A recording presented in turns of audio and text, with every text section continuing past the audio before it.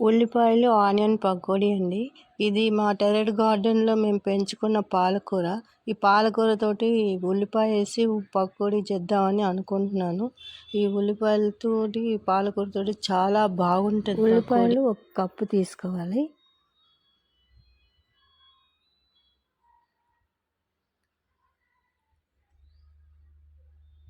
పచ్చిమిరపకాయలు ఒక 4 కట్ చేసుకున్నవి.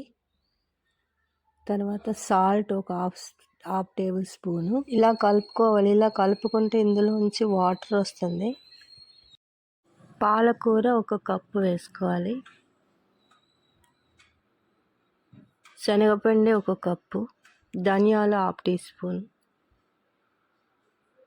కారం 1 టీ స్పూన్, బియ్యపు పిండి 1 టేబుల్ స్పూన్,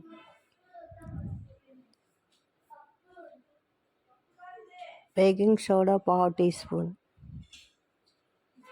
ఇవన్నీ బాగా మ్యాచ్ చేసుకోవాలి. మ్యాచ్ చేసుకున్నామంటే మెత్తగా మంచిగా వస్తాయి. కొద్దిగా వాటర్ ఆయిల్ వేసేటప్పుడు ఆయిల్ హీట్ చూసుకోవాలి. హీట్ ఎక్కువ ఉన్నిందనుకోండి మాడిపోతాయి.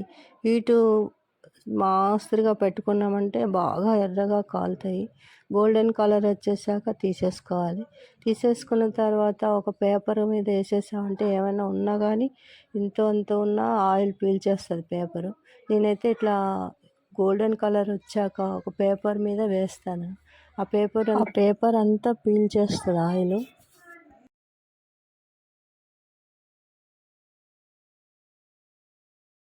పకోడీ చూడండి, అసలు ఆయిల్ అనేదే లేదు. ఎక్కువ శాతం ఆయిల్ పీలదు. చూడండి ఎలా పొడి పొడిలాడుతుంది. చేతికి కూడా ఆయిల్ అంటట్లేదు. నచ్చితే లైక్ చేయండి, షేర్ చేయండి, సబ్స్క్రైబ్ చేయండి. Thank you. ఈ వీడియో చూసిన వాళ్ళందరికీ నా ధన్యవాదాలు. Thank you very much.